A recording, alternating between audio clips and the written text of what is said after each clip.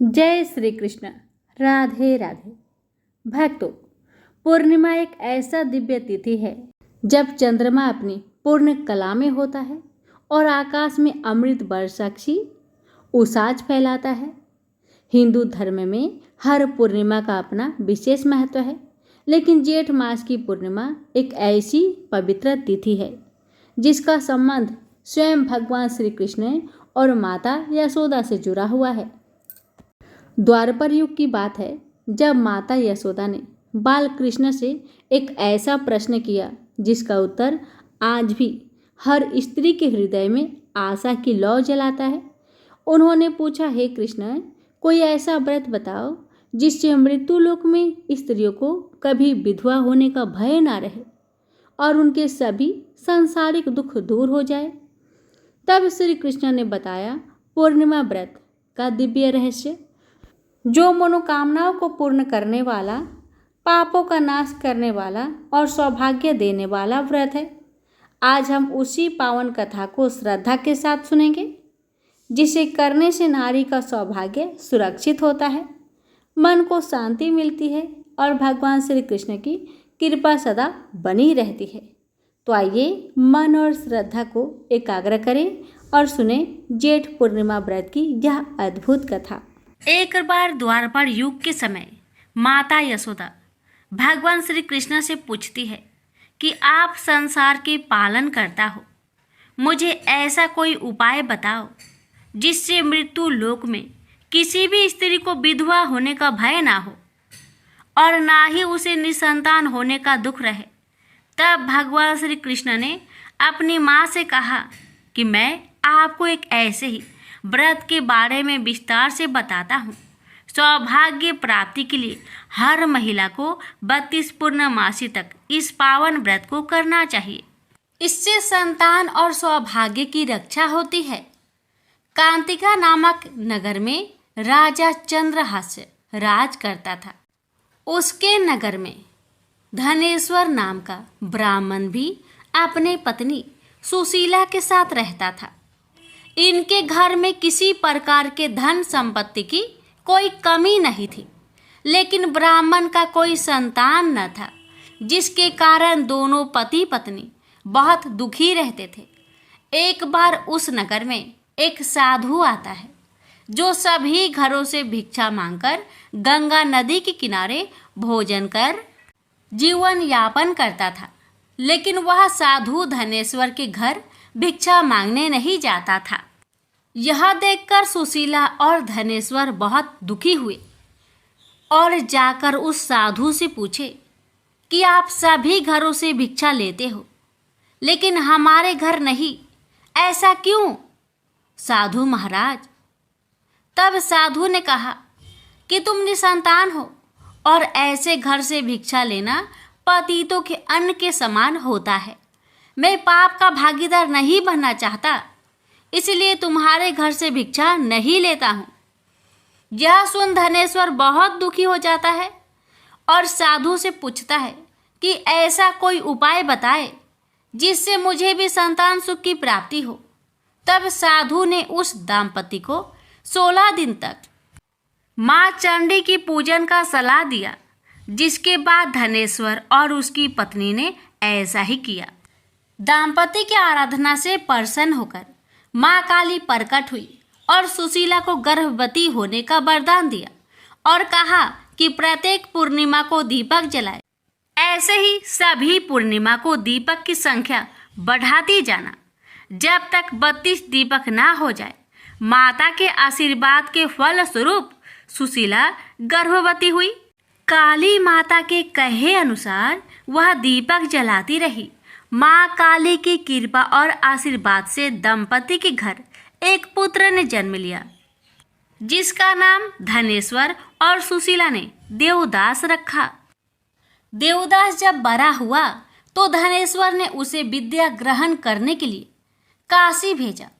काशी में देवदास के साथ एक अजीब दुर्घटना घटी, जिसके कारण धोखे से देवदास का विवाह हो गया। जब देवदास ने बताया कि वह अल्प आयु में है, फिर भी उसका विवाह जबरदस्ती करवा दिया गया। कुछ समय बाद जब काल देवदास के प्राण लेने आया तो काल देवदास का प्राण नहीं ले पाया। तब काल ने यमराज से कहा, वह देवदास के प्राण लेने में असमर्थ है। जिसके पश्चात यमराज ने इसके पीछे का कारण जानने के लिए भगवान शिव और माता पार्वती के पास गए।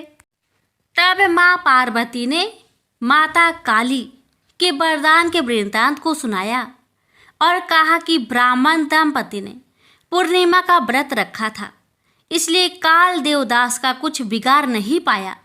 तभी से कहा जाता है कि पूर्णिमा के दिन व्रत करने से काल से मुक्ति मिलती है और भगवान सभी मनोकामनाएं पूर्ण करते हैं। प्रेम से बोलिए उमापति शंकर भगवान की जय। श्री सत्यनारायण भगवान की व्रत कथा। एक समय की बात है, नैमिषारण्य तीर्थ में सौनकादि 88,000 ऋषियों ने श्री सूत जी से पूछा, हे प्रभु, इस कलयुग में वेद विद्या रहित मनुष्य को प्रभु भक्ति किस प्रकार मिल सकती है तथा उनका उद्धार कैसे होगा? हे मुनि श्रेष्ठ, कोई ऐसा तप बताइए जिससे थोड़े समय में ही पुण्य मिले और मनोवांछित फल भी मिल जाए। इस प्रकार की कथा सुनने की हम इच्छा रखते हैं। सर्व शास्त्रों के ज्ञाता सूत जी बोले, हे वैष्णवों, मैं पूज्य आप सभी ने प्राणियों के हित की बात पूछी है, इसलिए मैं एक श्रेष्ठ व्रत को आप लोगों को बतलाऊंगा जिसे नारद जी ने लक्ष्मी नारायण जी से पूछा था और लक्ष्मीपति ने मुनि श्रेष्ठ नारद जी से कहा था। आप सब इसे ध्यान से सुनिए। एक समय की बात है, योगीराज नारद जी दूसरों के हित की इच्छा लिए अनेकों लोकों में घूमते हुए मृत्यु लोक में आ पहुंचे। यहाँ उन्होंने अनेक योनियों में जन्मे प्राय सभी मनुष्यों को अपने कर्मों द्वारा अनेकों दुख से पीड़ित देखा। उनका दुख देख नारद जी सोचने लगे कि कैसा यत्न किया जाए इसके करने से निश्चित रूप से मानव के दुखों का अंत हो जाए। इसी विचार पर मनन करते हुए वह विष्णु लोक में गए। वहां देवों के इस भगवान नारायण की स्तुति करने लगे, जिनके हाथों में शंख, चक्र, गदा और पद्म थे, गले में वरमाला पहने हुए थे। स्तुति करते हुए नारद जी बोले, हे भगवान, आप अत्यंत शक्ति से संपन्न हैं। मन तथा वाणी भी आपको नहीं पा सकती है। आपका यदि मध्य तथा अंत नहीं है, निर्गुण स्वरूप सृष्टि के कारण भक्तों के दुख को दूर करने वाले, आपको मेरा नमस्कार है। नारद जी की स्तुति सुन विष्णु भगवान बोले, हे मुनि श्रेष्ठ, आपके मन में क्या बात है? आप किस काम के लिए पधारे हैं, उसे निसंकोच कहो। इस पर नारद मुनि बोले कि मृत्यु लोक में अनेक योनियों में जन्मे मनुष्य अपने कर्मों के द्वारा अनेकों दुख से दुखी हो रहे हैं। हे नाथ, आप मुझ पर दया रखते हैं तो बताइए कि वो मनुष्य थोड़े प्रयास से ही अपने दुखों से कैसे छुटकारा पा सकते हैं। श्री हरि बोले, हे नारद, मनुष्य की भलाई के लिए तुमने बहुत ही अच्छी बात पूछी है, जिसके करने से मनुष्य मोह से छूट जाता है। वह बात मैं कहता हूँ, उसे सुनो। स्वर्ग लोक व मृत्यु लोक दोनों में एक दुर्लभ उत्तम व्रत है जो पुण्य देने वाला है। आज प्रेम बस होकर मैं उसे तुमसे कहता हूँ। श्री सत्यनारायण भगवान का यह व्रत अच्छी तरह विधान पूर्वक करके मनुष्य तुरंत ही यहाँ सुख भोग कर मरने पर मोक्ष पाता है। श्री हरि के वचन सुन नारद जी बोले कि उस व्रत का फल क्या है और उसका विधान क्या है। यह व्रत किसने किया था, इस व्रत को किस दिन करना चाहिए, सभी कुछ विस्तार से बताए। नारद की बात सुनकर श्री हरि बोले, दुख व शोक को दूर करने वाला यह व्रत सभी स्थानों पर विजय दिलाने वाला है। मानव को भक्ति व श्रद्धा के साथ शाम को श्री सत्यनारायण की पूजा धर्म में परायण होकर ब्राह्मणों व बंधुओं के साथ करनी चाहिए। भक्ति भाव से ही नैवेद्य केले का फल, घी, दूध और गेहूं का आटा सवाया ले। गेहूं के स्थान पर साठी का आटा, शक्कर तथा गुड़ लेकर वह सभी भक्षण योग्य पदार्थों को मिलाकर भगवान का भोग लगाए। ब्राह्मणों सहित बंधु बांधवों को भी भोजन कराए। उसके बाद स्वयं भोजन करे और भजन कीर्तन के साथ भगवान की भक्ति में लीन हो जाए। इस तरह से सत्यनारायण भगवान का यह व्रत करने पर मनुष्य की सारी इच्छाएं निश्चित रूप से ही पूरी होती है। इस कली काल अर्थात कलयुग में मृत्यु लोक में मोक्ष का यही एक सरल उपाय है। इति श्री सत्यनारायण व्रत कथा प्रथम अध्याय संपूर्ण। श्रीमन नारायणे नारायणे नारायण, भज मन नारायणे नारायणे नारायण। श्री सत्यनारायण भगवान की जय।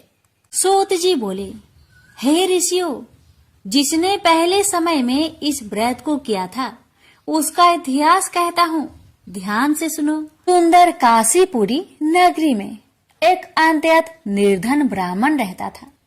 भूख प्यास से परेशान हुआ धरती पर घूमता रहता था। ब्राह्मणों से प्रेम करने वाले भगवान ने एक दिन ब्राह्मण का भेष धारण कर उसके पास जाकर पूछा, हे ब्रीप, नित्य दुखी होकर तुम पृथ्वी पर क्यों घूमते हो? दीन ब्राह्मण बोला, मैं निर्धन ब्राह्मण हूँ, भिक्षा के लिए धरती पर घूमता हूँ। हे भगवान, यदि आप इसका कोई उपाय जानते हो तो बताइए। वृद्ध ब्राह्मण कहता है कि सत्यनारायण भगवान मनोवांछित फल देने वाले हैं, इसलिए तुम उनका पूजन करो। इसे करने से मनुष्य सभी दुखों से मुक्त हो जाता है।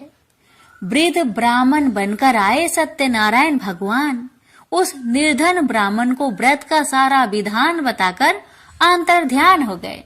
मन ही मन सोचने लगा कि जिस व्रत को वृद्ध ब्राह्मण करने को कह गया है मैं उसे जरूर करूंगा। यह निश्चय करने के बाद उसे रात में नींद नहीं आई। वह सवेरे उठकर सत्यनारायण भगवान के व्रत का निश्चय कर भिक्षा के लिए चला गया। उस दिन निर्धन ब्राह्मण को भिक्षा में बहुत धन मिला, जिससे उसने बंधु बांधवों के साथ मिलकर श्री सत्यनारायण भगवान का व्रत संपन्न किया। भगवान सत्यनारायण का व्रत संपन्न करने के बाद वह निर्धन ब्राह्मण सभी दुखों से छूट गया और अनेक प्रकार की संपत्तियों से युक्त हो गया। उसी समय से यह ब्राह्मण हर माह इस व्रत को करने लगा।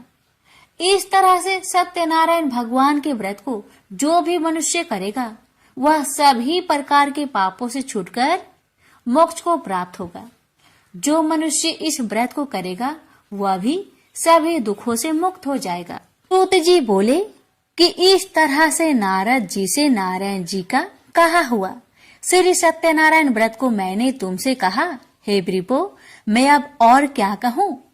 ऋषि बोले, हे मुनिवर, संसार में उस ब्रीप से सुनकर और किस किस ने इस व्रत को किया, हम सब इस बात को सुनना चाहते हैं। इसके लिए हमारे मन में श्रद्धा का भाव है। सूत जी बोले, हे मुनियों, जिसने इस व्रत को किया है वह सब सुनो। एक समय वही ब्रीप धन व ऐश्वर्य के अनुसार अपने बंधु बांधवों के साथ इस व्रत को करने को तैयार हुआ। उसी समय एक लकड़ी बेचने वाला बूढ़ा आदमी आया और लकड़ियां बाहर रखकर अंदर ब्राह्मण के घर में गया। प्यास से दुखी वह लकड़हारा उनको व्रत करते देख ब्रीप को नमस्कार कर पूछने लगा कि आप यह क्या कर रहे हैं तथा इसे करने से क्या फल मिलेगा, कृपया मुझे भी बताइए। ब्राह्मण ने कहा कि सब मनोकामनाओं को पूरा करने वाला यह सत्यनारायण भगवान का व्रत है। इनकी कृपा से ही मेरे घर में धन्य धान्य आदि की वृद्धि हुई है। ब्रीप से सत्यनारायण व्रत के कथा के बारे में जानकर लकड़हारा बहुत प्रसन्न हुआ। चरणामृत लेकर वह प्रसाद खाने के बाद वह अपने घर गया। लकड़हारे ने अपने मन में संकल्प किया कि आज लकड़ी बेचने से जो धन मिलेगा उसी से श्री सत्यनारायण भगवान का उत्तम व्रत करूंगा। मन में इस विचार को ले बूढ़ा आदमी सिर पर लकड़ियां रख उस नगर में बेचने गया जहां धनी लोग ज्यादा रहते थे। उस नगर में उसे अपनी लकड़ियों का दाम पहले से 4 गुना अधिक मिलता है। बूढ़ा प्रसन्नता के साथ दाम लेकर केले, शक्कर, घी, दूध, दही और गेहूं का आटा ले और सत्यनारायण भगवान की व्रत की अन्य सामग्रियां लेकर अपने घर गया। वहां उसने अपने बंधु बांधवों को बुलाकर विधि विधान से सत्यनारायण भगवान का पूजन और व्रत किया। इस व्रत के प्रभाव से वह बूढ़ा लकड़हारा धन, पुत्र आदि से युक्त होकर संसार के समस्त सुख भोग अंत काल में बैकुंठ धाम को चला गया। इति श्री सत्यनारायण व्रत कथा 2 अध्याय संपूर्ण। श्रीमन नारायण नारायण नारायण भज मन नारायण नारायण नारायण। श्री सत्यनारायण भगवान की जय। सूत जी बोले, हे श्रेष्ठ मुनियों, अब आगे की कथा कहता हूँ। पहले समय में उल्का मुख नाम का एक बुद्धिमान राजा था। वह सत्य वक्ता और जितेंद्रिय था। प्रतिदिन देव स्थानों पर जाता और निर्धनों को धन देकर उनके कष्ट दूर करता था। उसकी पत्नी कमल के समान मुख वाली तथा सती साध्वी थी। भद्रशिला नदी के तट पर उन दोनों ने श्री सत्यनारायण भगवान का व्रत किया। उसी समय साधु नाम का एक वैश्य आया। उसके पास व्यापार करने के लिए बहुत सा धन भी था।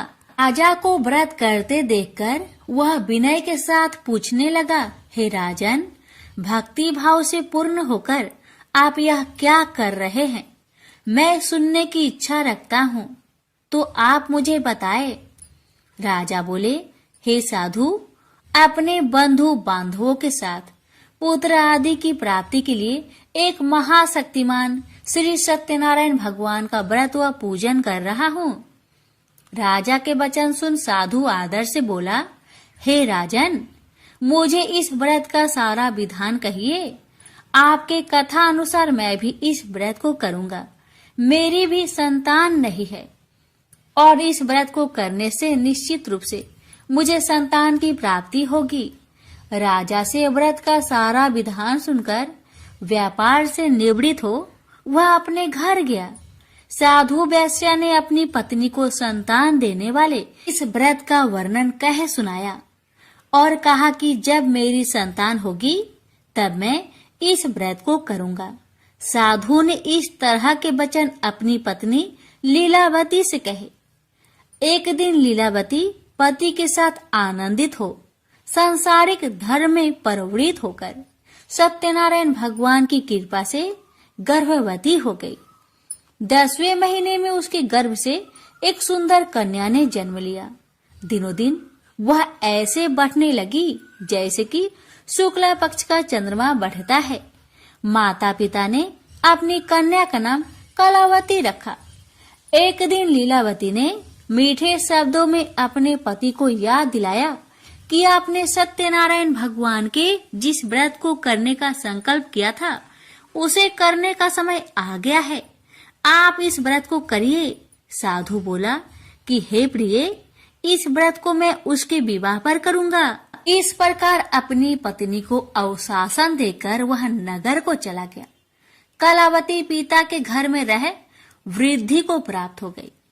साधु ने एक बार नगर में अपनी कन्या को सखियों के साथ देखा तो तुरंत ही दूत को बुलवाया और कहा कि मेरी कन्या की योग वर देखकर आओ। साधु की बात सुनकर दूत कंचन नगर में पहुंचा और वहां देखभाल कर लड़की के सुयोग बनिक पुत्र को ले आया। सुयोग लड़के को देख साधु ने बंधु बांधवों को बुलाकर अपनी पुत्री का विवाह कर दिया। लेकिन दुर्भाग्य की बात ये कि साधु ने अभी भी श्री सत्यनारायण भगवान का व्रत नहीं किया। इस पर श्री भगवान क्रोधित हो गए और श्राप दिया कि साधु को अत्यधिक दुख मिले। अपने कार्य में कुशल साधु बनिया जमाई को लेकर समुद्र के पास स्थित होकर रत्नासारपुर नगर में गया। वहां जाकर दामाद ससुर दोनों मिलकर चंद्रकेतु राजा के नगर में व्यापार करने लगे। एक दिन भगवान सत्यनारायण की माया से एक चोर राजा का धन चुराकर भाग रहा था।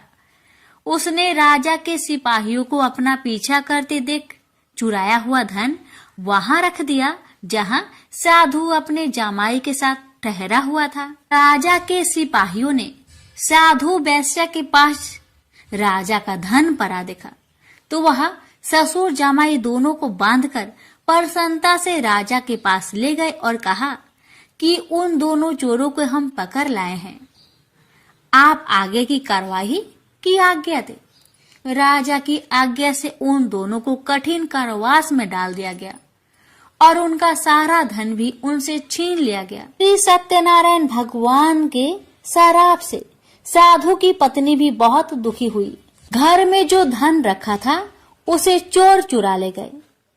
शारीरिक तथा मानसिक पीड़ा व भूख प्यास से अति दुखी हो अन्न की चिंता में कालावती के ब्राह्मण के घर गई। वहां उसने श्री सत्यनारायण भगवान का व्रत होते देखा, फिर कथा भी सुनी। वह प्रसाद ग्रहण कर वह रात को घर वापस आई। माता ने कलावती से पूछा कि हे पुत्री, अब तक तुम कहाँ थी, तेरे मन में क्या है?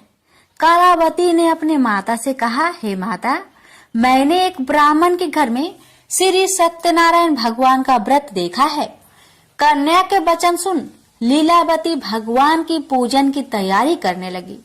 लीलावती ने परिवार व बंधुओं सहित सत्यनारायण भगवान का पूजन किया और उनसे वर मांगा कि मेरे पति तथा जमाई शीघ्र घर आ जाए। साथ ही यह भी प्रार्थना की कि हम सबका अपराध क्षमा करे। श्री सत्यनारायण भगवान इस व्रत से संतुष्ट हो गए और राजा चंद्रकेतु को सपने में दर्शन दे कहा कि हे राजन, तुम उन दोनों वेश्या को छोड़ दो और तुमने उनका जो धन लिया है उसे वापस कर दो। अगर ऐसा नहीं किया तो मैं तुम्हारा धन, राज्य व संतान सभी को नष्ट कर दूंगा। राजा को यह सब कहकर वह अंतर्ध्यान हो गए। अतः काल सभा में राजा ने अपना सपना सुनाया। फिर बोले कि भानिक पुत्र को कैद से मुक्त कर सभा में लाओ। दोनों ने आते ही राजा को प्रणाम किया। राजा मीठी बानी से बोला, हे महानुभावो, भाग्यवश ऐसा कठिन दुख तुम्हें प्राप्त हुआ है, लेकिन अब तुम्हें कोई भय नहीं है। ऐसा कह राजा ने उन दोनों को नए वस्त्र भूषण भी पहनाए और जितना धन उनका लिया था उससे 2 गुना धन वापस कर दिया। दोनों वेश्या अपने घर को चल दिए। श्री सत्यनारायण व्रत कथा का 3रा अध्याय संपूर्ण। श्रीमन नारायण नारायण नारायण, भज मन नारायण नारायण नारायण। श्री सत्यनारायण भगवान की जय। सूत जी बोली, वैश्या ने मंगलाचार कर अपनी यात्रा आरंभ की और अपने नगर की ओर चल दिया। उसके थोड़ी दूर जाने पर एक दंड वेशधारी श्री सत्यनारायण ने उनसे पूछा, हे साधु, तेरी नाव में क्या है? अभिमानी बानिक हंसता हुआ बोला, हे दंडी, आप क्यों पूछते हो? क्या धन लेने की इच्छा है? मेरी नाव में तो बेल व पत्ते भरे हुए हैं। वैश्या के कठोर वचन सुन भगवान बोले, तुम्हारा वचन सत्य हो। दंडी ऐसे वचन कहे वहां से दूर चले गए। कुछ दूर जाकर समुद्र के किनारे बैठ गए। दंडी के जाने के बाद साधु वैश्या ने नित्य क्रिया के पश्चात नाव को ऊंची उठते देखकर अचंभा माना और नाव में बेल पत्ते आदि देख वह मूर्छित हो जमीन पर गिर पड़ा। मूर्छा खोलने पर वह अत्यंत शोक में डूब गया। तब उसका दामाद बोला कि आप शोक न मनाए, यह दंडी का श्राप है, इसलिए हमें उनकी शरण में जाना चाहिए, तभी हमारी मनोकामना पूरी होगी। दामाद की बात सुनकर वह दंडी के पास पहुंचा और अत्यंत भक्ति भाव नमस्कार करके बोला, मैंने आपसे जो असत्य वचन कहे थे उनके लिए मुझे क्षमा दे। ऐसा कह कहकर महान शोकातुर हो रोने लगा। दंडी भगवान बोले, हे बानिक पुत्र, मेरी आज्ञा से बार बार तुम्हें दुख प्राप्त हुआ है, तू मेरी पूजा से विमुख हुआ। साधु बोला, हे भगवान, आपकी माया से ब्रह्मा आदि देवता भी आपके रूप को नहीं जानते, तब मैं अज्ञानी कैसे जान सकता हूँ? आप प्रसन्न होइए, अब मैं सामर्थ्य के अनुसार आपकी पूजा करूंगा। मेरी रक्षा करो और पहले के समान नौका में धन भर दो। साधु वैश्य के भक्ति पूर्वक वचन सुनकर भगवान प्रसन्न हो गए और उसकी इच्छा अनुसार वरदान देकर अंतर ध्यान हो गए।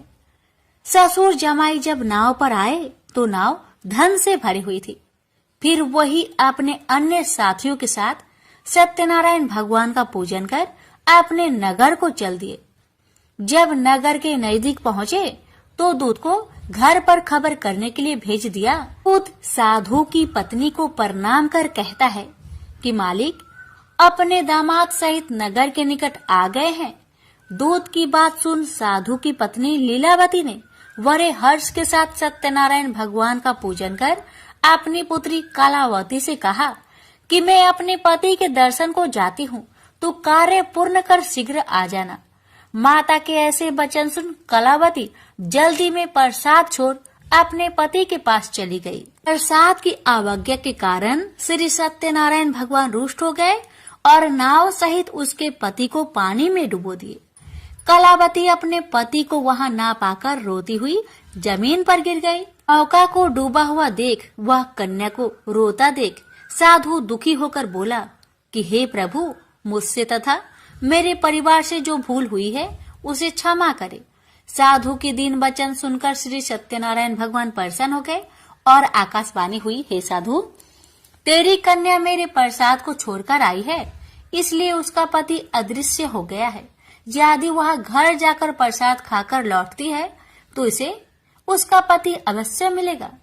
ऐसी आकाशवाणी सुन कलावती घर पहुंचकर प्रसाद खाती है और फिर आकर अपने पति के दर्शन करती है। उसके बाद साधु अपने बंधु बांधवों सहित श्री सत्यनारायण भगवान का विधि विधान से पूजन करता है। इस लोक का सुख भोग वह अंत में स्वर्ग जाता है। इति श्री सत्यनारायण व्रत कथा चतुर्थ अध्याय संपूर्ण। श्रीमन नारायणे नारायणे नारायणे भज मन नारायणे नारायणे नारायण। श्री सत्यनारायण भगवान की जय। श्री सूत जी बोले, हे ऋषियों, मैं और भी एक कथा सुनाता हूँ, उसे भी ध्यान पूर्वक सुनो। प्रजा पालन में लीन तुंगध्वज नाम का एक राजा था।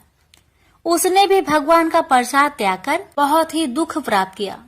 एक बार वन में जाकर वन्य पशुओं को मारकर वह बर के पेड़ के नीचे आया।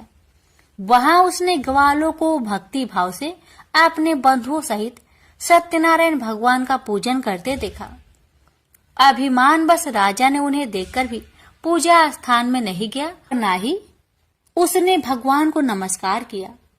ग्वालों ने राजा को प्रसाद दिया, लेकिन उसने वह प्रसाद नहीं खाया और प्रसाद को वही छोड़कर वह अपने नगर को चला गया। जब वह नगर में पहुंचा तो वहां सब कुछ तहस नहस हुआ पाया, तो वह शीघ्र ही समझ गया कि यह सब भगवान ने ही किया है। वह दोबारा ग्वालों के पास पहुंचा और विधि पूर्वक पूजा कर प्रसाद खाया, तो श्री सत्यनारायण भगवान की कृपा से सब कुछ पहले जैसा हो गया। दीर्घ काल तक सुख भोगने के बाद मरोना उपरांत उसे स्वर्ग लोक की प्राप्ति हुई। तो मनुष्य परम दुर्लभ इस व्रत को करेगा तो भगवान सत्यनारायण की अनुकंपा से उसे धन्य धान्य की प्राप्ति होगी। निर्धन धनी हो जाता है और भय मुक्त हो जीवन जीता है। संतानहीन मनुष्य को संतान सुख मिलता है और सारे मनोरथ पूर्ण होने पर मानव अंत काल में वैकुंठ धाम को जाता है। सूत जी बोले, जिन्होंने पहले इस व्रत को किया है, अब उनके दूसरे जन्म की कथा कहता हूँ। वृद्ध संतानंद ब्राह्मण ने सुदामा का जन्म लेकर मोक्ष की प्राप्ति की। लकरहारे ने अगले जन्म में निषाद बनकर मोक्ष प्राप्त किया उल्कामुख नाम का राजा दशरथ होकर बैकुंठ को गए। साधु नाम के वैश्य ने मोरध्वज बनकर अपने पुत्र को आड़े से चीरकर मोक्ष पाया। महाराज तुंगध्वज ने स्वयंभू होकर भगवान में भक्ति युक्त हो कर्म कर मोक्ष पाया। श्री सत्यनारायण व्रत कथा का 5वां अध्याय संपूर्ण हुआ। श्रीमन नारायण नारायण नारायण भज मन नारायण नारायण नारायण। श्री सत्यनारायण भगवान की जय। लापसी तपसी की कथा। एक लापसी था, एक तपसी था। तपसी हमेशा भगवान की तपस्या में लीन रहता था। लापसी रोजाना 1.25 सेर की लापसी बनाकर भगवान का भोग लगाकर जीम लेता था। एक दिन दोनों लड़ने लगे। लापसी बोला, मैं रोज भगवान की तपस्या करता हूँ, इसलिए मैं बड़ा हूँ। लापसी बोला कि मैं रोज भगवान को 1.25 सेर लापसी का भोग लगाता हूँ, इसलिए मैं बड़ा हूँ। नारद जी वहां से गुजर रहे थे। दोनों को लड़ता देखकर उनसे पूछा कि क्यों तुम लड़ रहे हो। लापसी ने खुद को बड़ा होने का कारण बताया और तपसी ने अपना कारण बताया। नारद जी बोले, तुम्हारा फैसला मैं कर दूंगा। दूसरे दिन लापसी और तपसी नहाकर अपनी रोज की भक्ति करने आए तो नारद जी ने छुपकर 1.25 करोड़ की एक अंगूठी उन दोनों के आगे रख दी।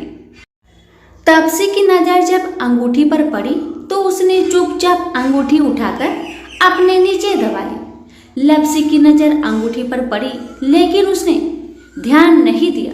भगवान को भोग लगाकर लापसी खाने लगा। नारद जी सामने आए तो दोनों ने पूछा कि कौन बड़ा। तो नारद जी ने तपसी को खड़ा होने को कहा। वो खड़ा हुआ तो उसके नीचे दबी अंगूठी दिखाई पड़ी।